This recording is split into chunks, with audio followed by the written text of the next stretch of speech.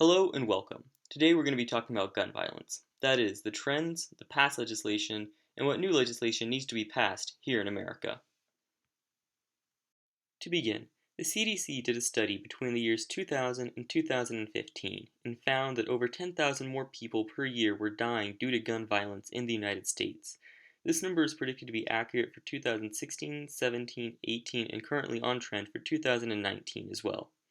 According to the FBI and the Stanford Geospatial Center, mass shootings have been on the rise of roughly 16% annually since the late 2000s. These two statistics highlight the trends which show why the US has now become the second highest nation in the world for total gun-related deaths, and the 20th highest per capita for gun-related deaths. Now that we've seen the statistics, let's take a look at the two biggest concerns Americans have regarding firearms. Mainly, who can own a firearm and which type of gun these individuals can buy legally. There are two types of gun sales. You have what's called a commercial gun sale, where if I wanted to go buy a firearm, I could go to Dick's Sporting Goods or go to a local gun dealer, and I would look at a gun and I'd say, okay, I want to buy that. Then the other sale is a private sale. I own guns, and let's say as a friend, you are very interested in one of my guns, I can just transfer that gun to you, that long gun now, whether it's a rifle or a shotgun or something, I can just sell that to you.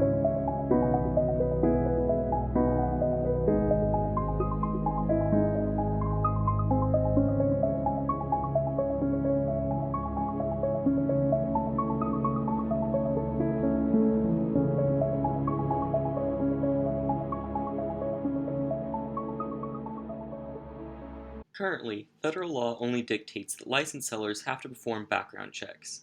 This is an issue because it means all private sellers do not have to perform any sort of background check on an individual to which they're selling a gun. Only 9 states have currently extended those laws to be incorporated at the state level so that all sales have to have some type of background check done on them. The last major attempt at federal reform was known as the Manchin-Toomey Amendment.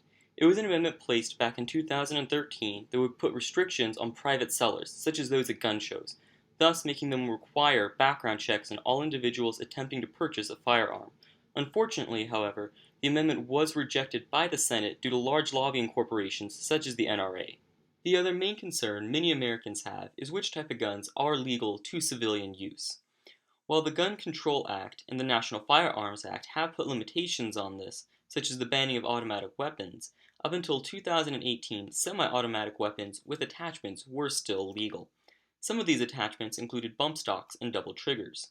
These attachments allowed the semi-automatic weapon, which would naturally have a lower firing rate than an automatic weapon, to now maintain accuracy while producing the same firing rate as an automatic weapon.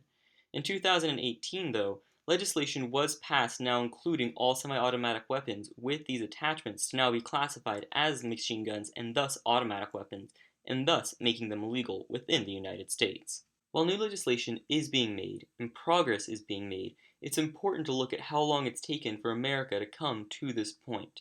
Gun violence is still on the rise, gun deaths are still increasing, and mass shootings are still increasing at a rate of 16% annually.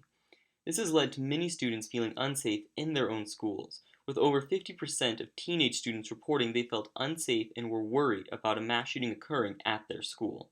To date, there's still no legislation to monitor the private sales of guns without background checks, nothing to regulate the sales of guns across state borders where regulations may be lower than the state the individual lives in, or any real effective means to track who owns which type of firearms. For these reasons and others, it's important to take action and to contact your local representatives, such as your local state senators and your congressmen, and urge them to push for higher gun control within our communities. These are rules and regulations that no legal gun owner should fear or worry about, and things that would help try and keep our country and our communities safer.